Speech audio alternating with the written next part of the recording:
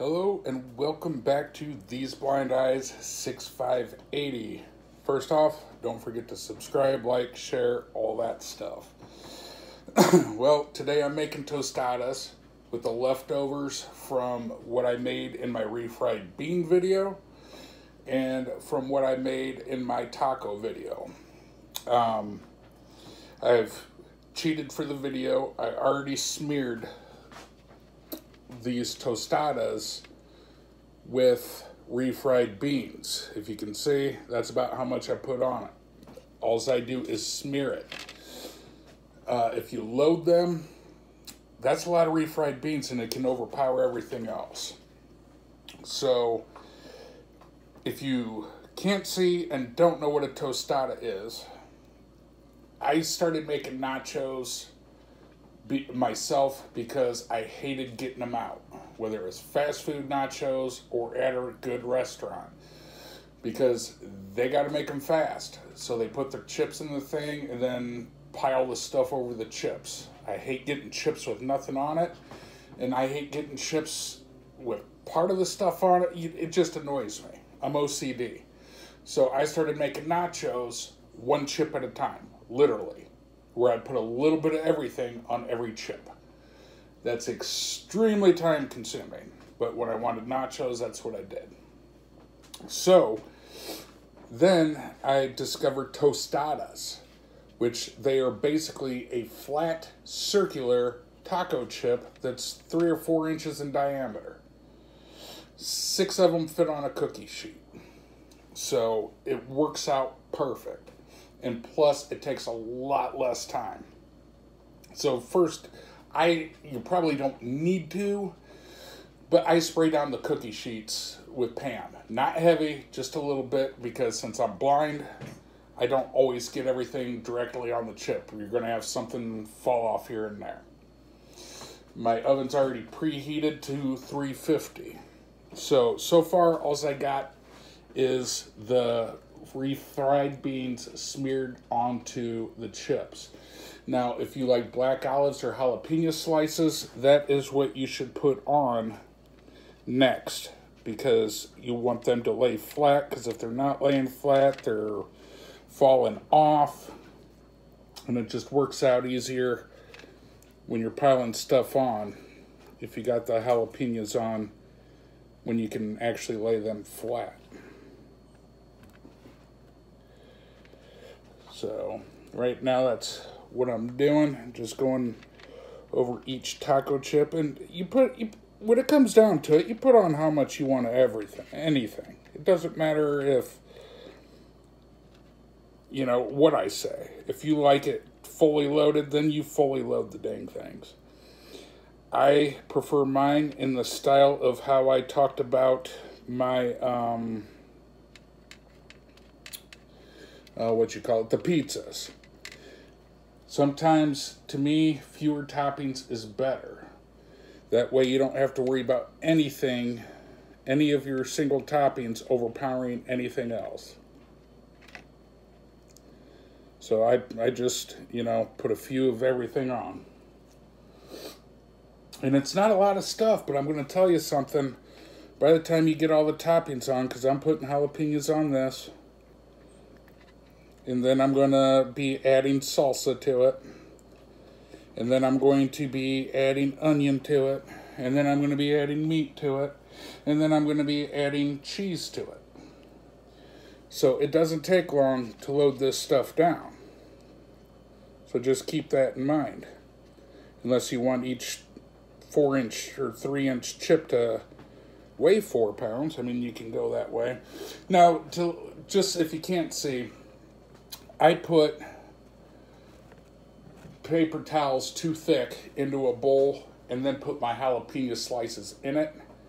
That way, it drains that excess liquid off and it doesn't make a mess on your cookie sheet or on your tostada chips. Alrighty. So the jalapenos is done. So next, where did I put my onion? Actually, I'm going to go with the salsa. And here's another tip. I put everything in bowls. The salsa, the cheese, the onion, everything, meat. It's all in bowls. It's easier to deal with that way. The thing to keep in mind, if you are doing like what I do, because you have to use your fingers to make this stuff. It just works out too much easier to try to dick with a spoon.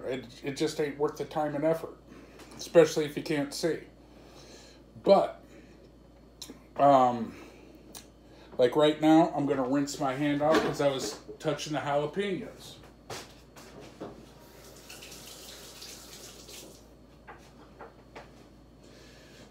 Why, you ask? Because now I'm going to be sticking that same hand into the bowl of salsa. And if I don't use all the salsa, I don't want to put the salsa back into the bottle with any kind of jalapeno juice tainting the bowl. Because not everybody likes jalapenos. I'm the only one in this house that does, so... The others I've already made for my mom and dad, guess what? They do not have jalapenos on them. It's got a little bit of this mild salsa, but then after that, I'm going to rinse my hand again. So if I have any onion left over, I don't have salsa tainting the leftover onion.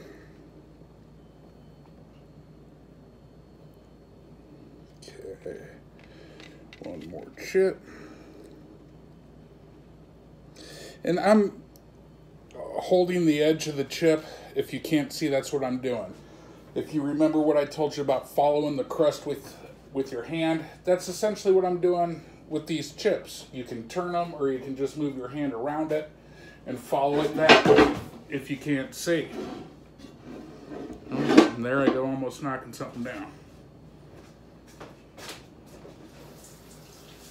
Rinsing my hand again, and now I'm going to get the onion. But especially with the cheek, mother scratcher. I keep hitting the handle with something that's sticking out and almost knocking everything over. At least I kept it fairly clean.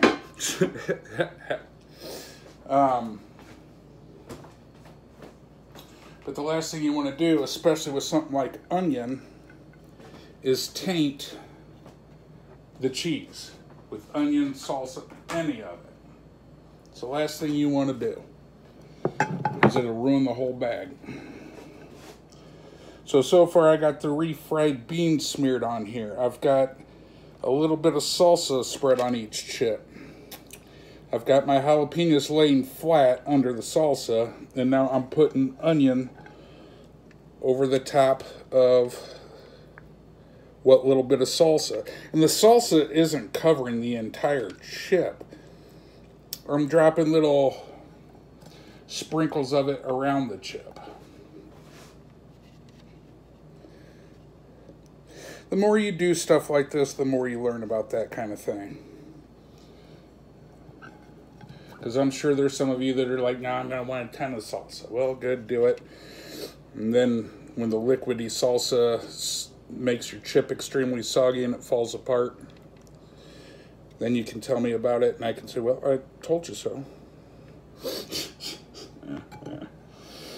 Nah, I wouldn't do that.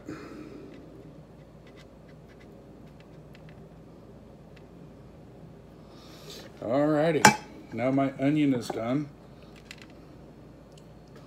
So I am going to rinse my hand and get my taco meat and try to avoid knocking it over again. Well, I didn't do it, but came close. Alrighty, so now I've got my taco meat here next to me. And same thing, I'm not using a lot on each chip. Sprinkling it around the chip. Each one.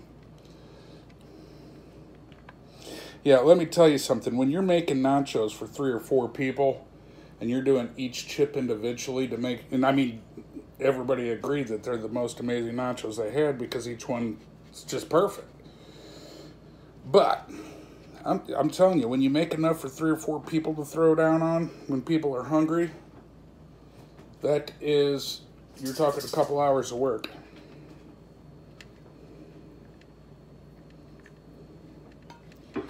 This just goes so much faster.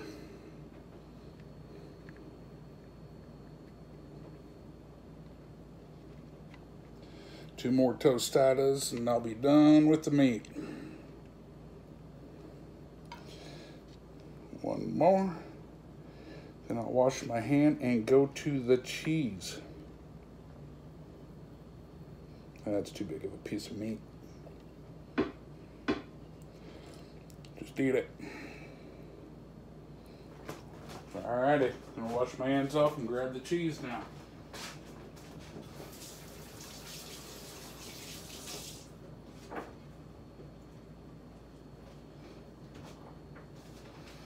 As far as timing, anywhere from 7 to 10 minutes on putting these in the oven. You know, around the 7 or 8 minute mark, you will want to pull the cookie sheet out. Each one, if you have more than one. I got more than one because there's multiple of us eating. And if you can't see, you're just going to have to tap at the top and around the edges of a couple of them to make sure the cheese is melted. Now, another little trick that I do, I let the stuff, I keep it covered, but I let the stuff sit out for a while, like around an hour or so to get it around the room temperature. Or I heat it up in the microwave. Not to get it hot, but to at least get it warm so you're not trying to heat up the meat and refried beans in the oven.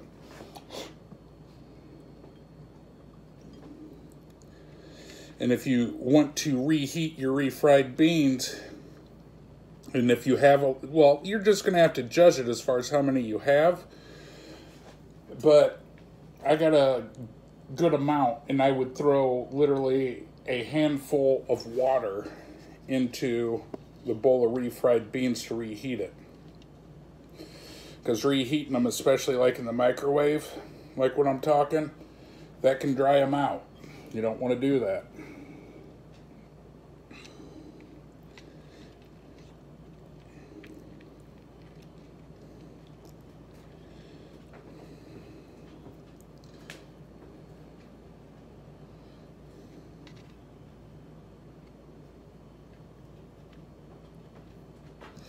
Now I'm kind of feeling around each chip to see if there's any spots that don't have cheese that I can add a little bit more. But I just about got them done.